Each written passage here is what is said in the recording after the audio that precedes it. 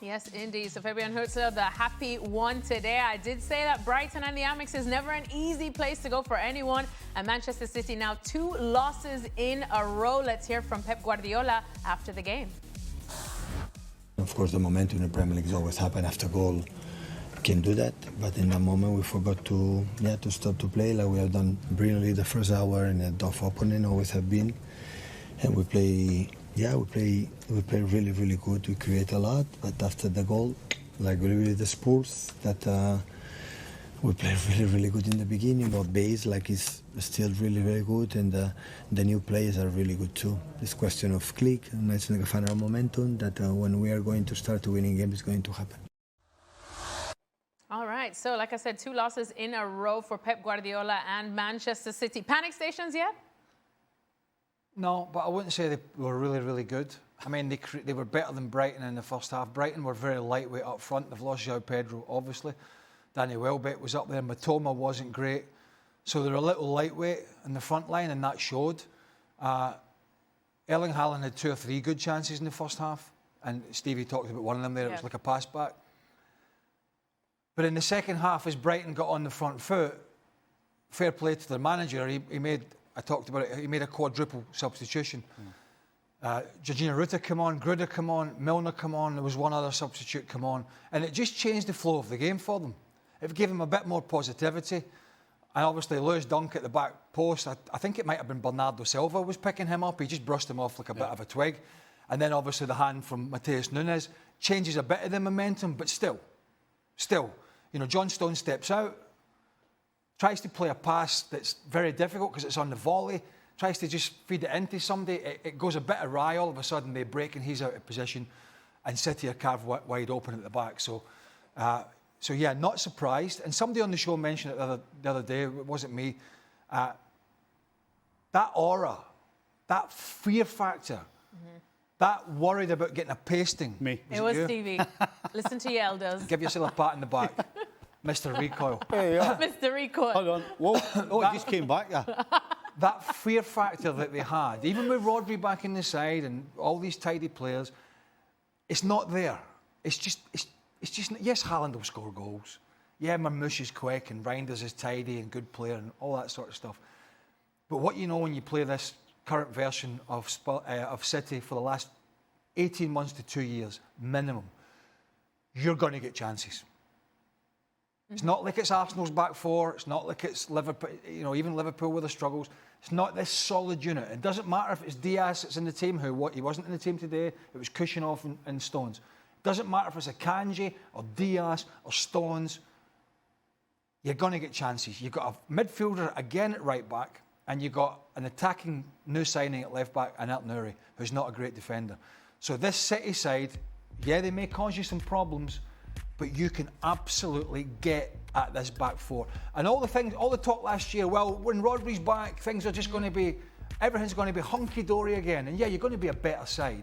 But even Rodri can't make up for some of the deficiencies that are in this side still. Stephen, a lot of those deficiencies coming in the defence, as Craig pointed out. Well, it's interesting he's talking, every single interview he's done this season, he keeps talking about how great the new players are.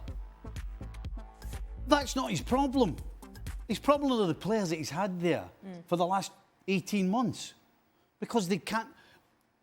Trafford, after having a nightmare last week, was probably their best player on the day because of the saves he made. I mean, we saw one in the highlight. I mean, that'll be played on a reel for years to come, the way he plucked that out from going in the back of the net. But he had 2 other fantastic saves as well. So it's one thing to start going on and trying... Again, it's propaganda. It really is propaganda. Because he says after every game how well the new players have done. As if he's trying to shove it down your throat. Is he trying to take the pressure off the back line?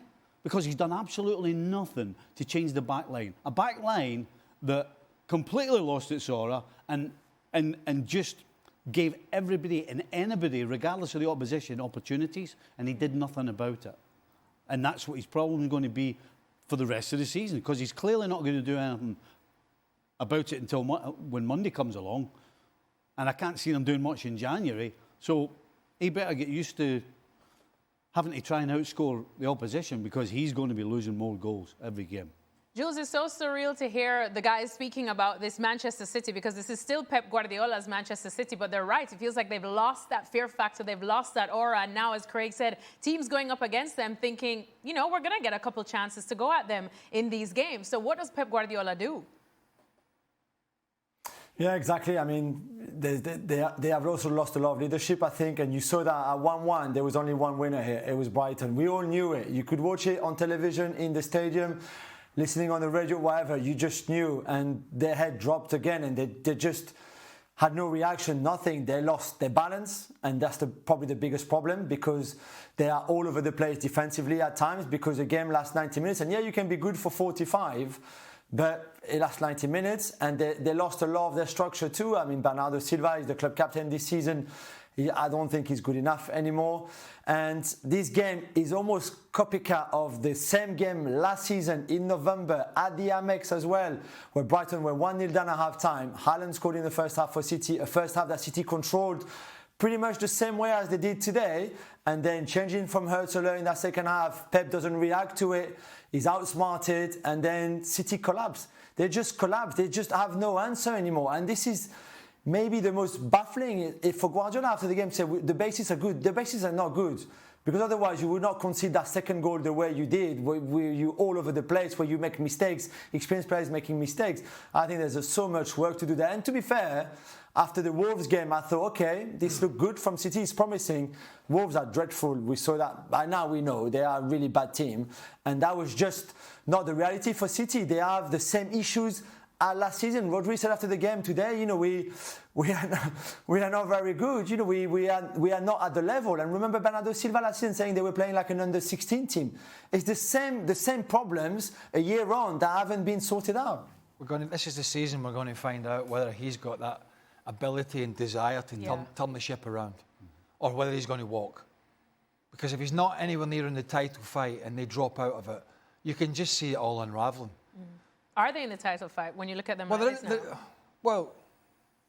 I know it's early days, but... No, I don't think they're going to go toe-to-toe with Liverpool and Arsenal if they continue defending like this. I think even for Liverpool, if they don't sort the defensive issues out that they had at the start of the season, that's going to be a struggle for them. Yeah. Nobody started like a house on fire. Nobody. There's not one team you can turn around right now. And you might say, well, Liverpool started top league with 9 points, but they're lucky to have 9 points. Let's be quite frank. They haven't got going.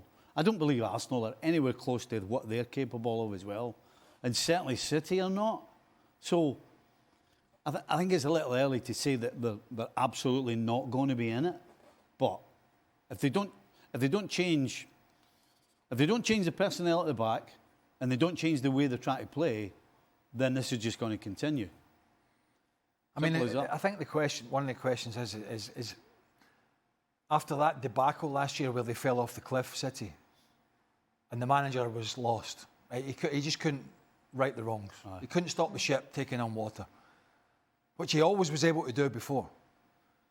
And then you think, right, is he going to go away, you know, refresh in the summer and come back hungry and ready to change a little bit, just to be able to cover over the deficiencies they've got? I think the answer initially is no. He's just churning out the same stuff. He's saying the same stuff. His teams are playing the same way. That, of course, could improve, and they might go on some sort of run. We'll see. I mean, certainly last year's evidence and early season evidence of this year would suggest no, but maybe they will. But I think the question is he turning into what Mourinho turned into, which was a guy who, for many a year, everything he touched, and it was a different style of play, but every player that he brought in, almost every player that he coached and everything he touched was a bit of a Midas touch.